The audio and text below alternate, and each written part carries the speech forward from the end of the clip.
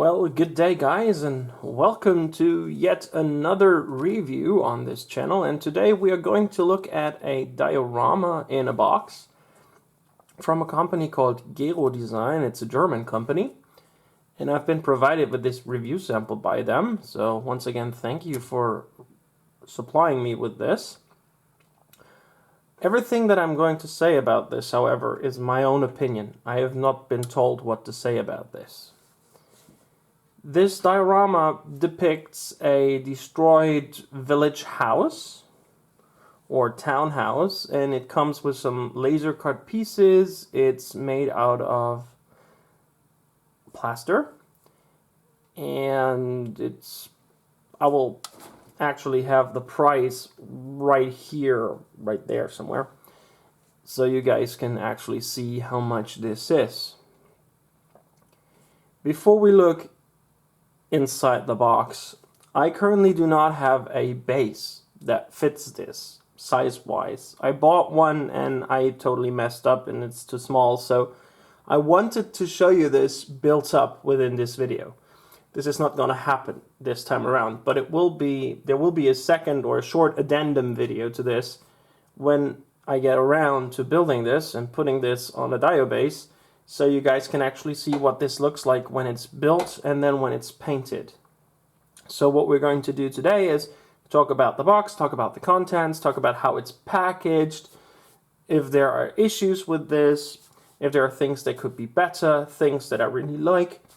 And then I'll show you like a dry fit of this, and then, like I said, there will be an addendum video down the road whenever I get around to building this, painting this, and then you'll see what it looks like once it's completed. So without further ado, let me open the box and let's take a look inside. So here we are. The box has now been opened, and what we find inside first is a little tub of super glue. I have not used this yet, so I cannot tell you whether or not this actually is a good glue or not, but you are provided with glue, so if you don't have glue, it's not a problem. This kit already comes with a bottle of super glue, so don't worry about that. There's also this in here, and I have not yet figured out where exactly this goes, but once we start the dry fitting, maybe we will find out where this goes. But it's just a piece of wall with some wall structure. This might actually be the chimney here, or part of the chimney, so we'll see in just a second. Let me move this out of the way first. Then we get this nice big piece of laser cut wood, and it's not removed from the carrier sheet, so you have to cut this out with a sharp bladed hobby knife. And again, here's the website on there and the name of the kit. And those are the windows, 8 windows in total. We get a door, and we get 2 wooden frames, which I haven't yet figured out where they go, but we will do this as we go along. There's no instruction within this box, so basically you have to look at the picture on the box cover to figure out the way the parts are supposed to align. So then, as you can see, all of the pieces are wrapped in this very sturdy and protective, I don't know what material exactly this is, but it's basically, yeah, it's a wrapping material. I think it's some polished styrol wrapping material. I have no clue. And then inside we get a piece of wall. So let me move out here so we can look at this in its entirety. We get some very nice crafted detail here. The wall structure is very well represented. The windows are nice and clean. Of course, there are a couple of residues from the casting of this that you then have to clean up with a sanding stick, but nothing major, or nothing that would lead me to believe that this was done quickly or something, but high quality. And something I really do like is the way that this broken off edge is done here. And as you can see, there are some of the the bricks and some of the metal beams within the concrete actually are nicely depicted here, so there's some nice level of detail. The same goes here for the top, and of course you have to clean off and clean up some of it, but overall I really like the fact that they do this like that. That way you don't have to apply like scattered bricks on top of it, because normally when you get those bombed out houses, they don't actually care about that and just like have the edge like straight, which isn't very realistic, I think. So I really like this. Then you get a second wall piece in here, and let me quickly unwrap this off camera. This is a second wall piece, and like with the first one, some nice stucco texture here. And then of course we have the bricks, and again some debris bricks on the edge. So we have a total of 8 windows. We had 8 wooden window frames earlier, so that would match up. Let me move this out of the way. And the good thing, and I think this is new with this product run, is the fact that this Dio kit actually comes with a base plate. Their first iterations did not come with the base plate, but this does, so this is a nice touch. And let me take this out and move this out of the way so we can focus on the base plate. Again, well wrapped. And here we are. This is the base plate. This is the area where the house goes. We have a pavement, and the thing I like about the pavement, it's irregular, and it's not just symmetrical, it looks realistic. The stones are, some of them are raised, some of them are a little indented, and you have some imperfections within them, which makes this look a lot more realistic, I think. The one thing that I'm not entirely happy about is the fact that we have a lot of air bubbles that were trapped within the plaster when this was cast. But I think this is nothing that you cannot fix with some plaster yourself. Just take some plaster and just fill the holes, and then you're good to go. Same here. And you those small black splotches that you can see here, I think those are the release agents, like the liquid that they use when they clean the molds. So I think you can just like maybe take a damp cloth and just wipe it off before you paint this, because I think that paint would have a tough time sticking on the release agent. So let's quickly mock this up so you guys can see what this would look like.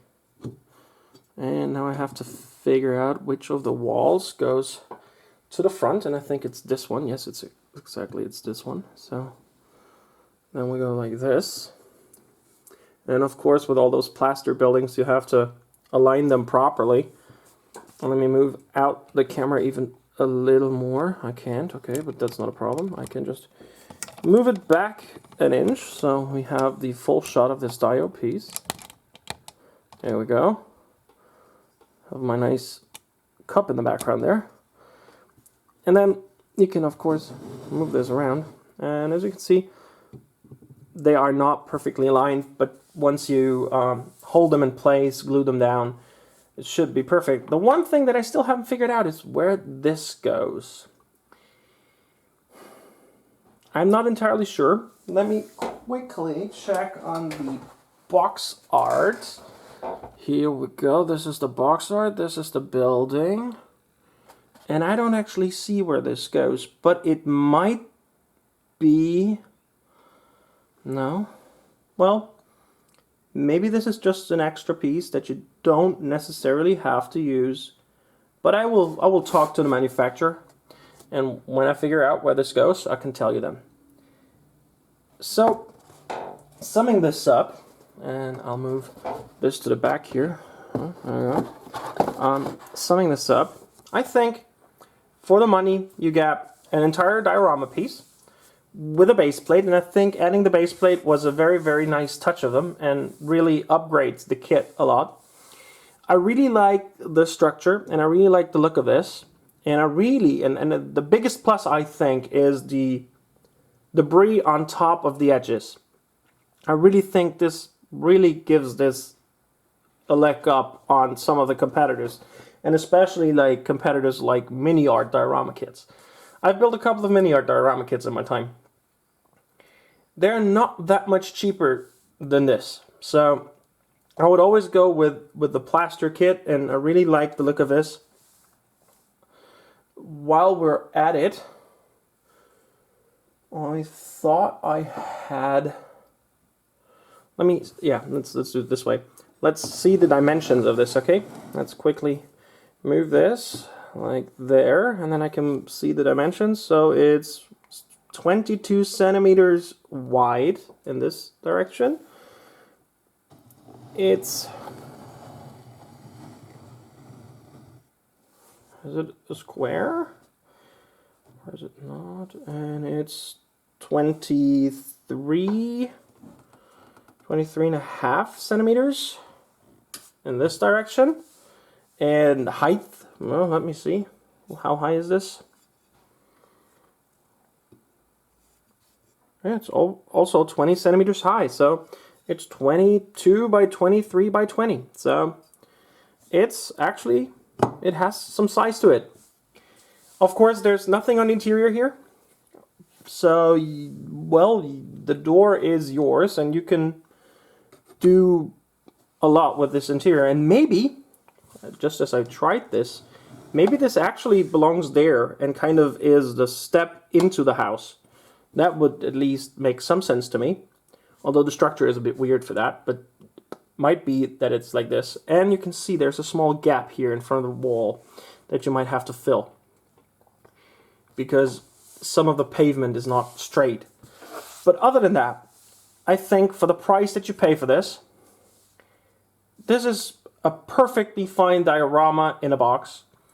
And if you want to have quick access to a dio piece that you just need to glue together and paint, and then just add something on the interior if you want to, you can just have a wooden floor here, for example. That actually comes with some laser cut accessories. I think this is the way to go, and I think that the price on this, perfectly fine compared to its competitors. If you want to get one of these, go to Gero/design.com, visit the homepage, check them out. Maybe you find something else. They ship worldwide, international. Check them out. Once again, I want to say thank you to them for supplying me with this review sample here. And I hope you guys now have a bit more insight into this destroyed townhouse, or Zerstörtes Stadthaus 1 of Gero Design. And I hope you like this review. And like I said, there will be an addendum video down the line. Keep your eyes out for that. For now, this has been Harlem Modeling. Thank you guys for watching, and I'll see you guys soon. And always keep in mind, may the force be with you. Bye guys.